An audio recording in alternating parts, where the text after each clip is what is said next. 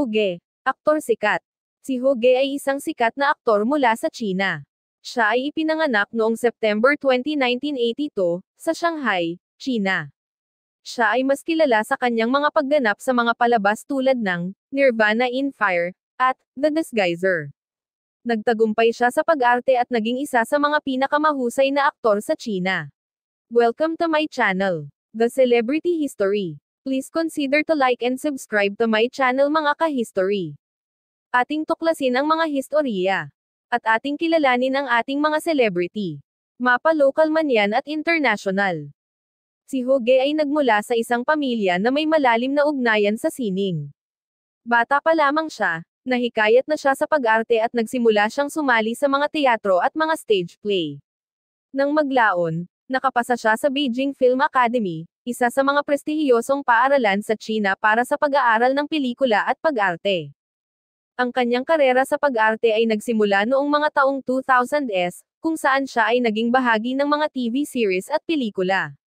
Ang kanyang unang malaking pagkakataon ay dumating noong 2005 sa palabas na Chinese Paladin, kung saan siya ay nakilala at minahal ng mga manunood. Isa sa mga pinakatanyag niyang proyekto ay ang seryeng Nirvana in Fire, noong 2015, kung saan siya ay nagportray ng isang mahusay at matapang na lider. Ang serye ay nagkaroon ng malaking tagumpay, at itinuring itong isa sa mga pinakamahusay na historical drama series sa China.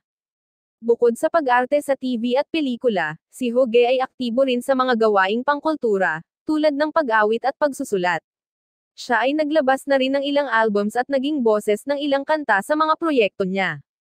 Isang multi-talented artist si Hoge na hinahangaan sa China at maging sa ibang bahagi ng mundo.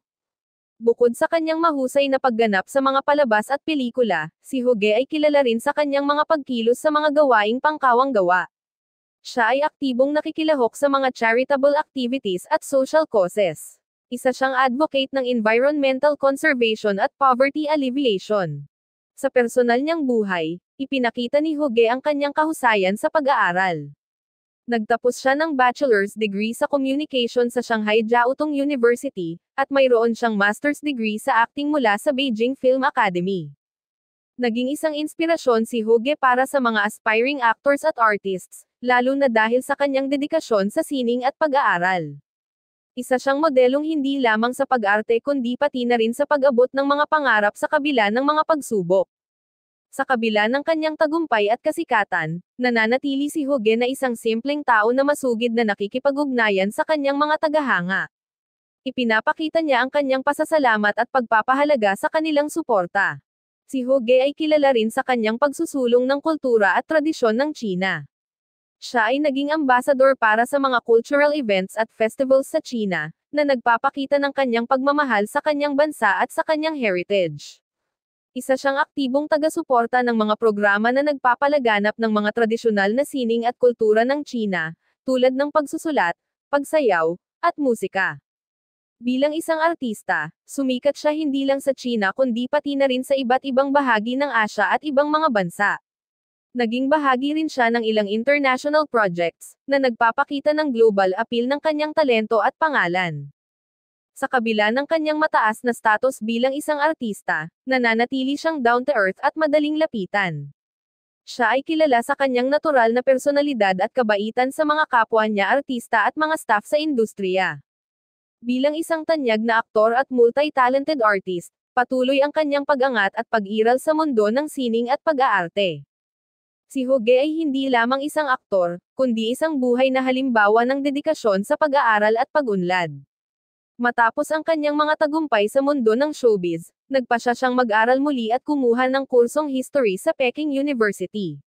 Ito ay isa sa mga pinaka-prestihiyosong unibersidad sa China. Sa kabila ng kanyang busyong schedule bilang artista, tinutukan niya ang kanyang pag-aaral at nagtapos ng may mataas na marka. Ang kanyang desisyon na balikan ang pag-aaral ay nagpapakita ng kanyang pangarap na patuloy na magkaroon ng malalim na kaalaman at magamit ito sa kanyang personal at propesyonal na buhay. Si Hoge ay isang halimbawa ng pagiging multidimensional na individual, na nagpapakita na maaaring magtagumpay sa iba't ibang larangan ng sabay-sabay. Ipinapakita niya na ang pag-aaral, sining, at pagsusulong ng kultura ay maaaring magsanib paminsan-minsan upang magkaroon ng mas malawak na pag-unawa sa mundo. Thank you for watching. Please consider to like, subscribe and hit the notification bell para updated po kayo kung may bago tayong upload mga ka-history. Maraming salamat po at magandang araw po sa ating lahat.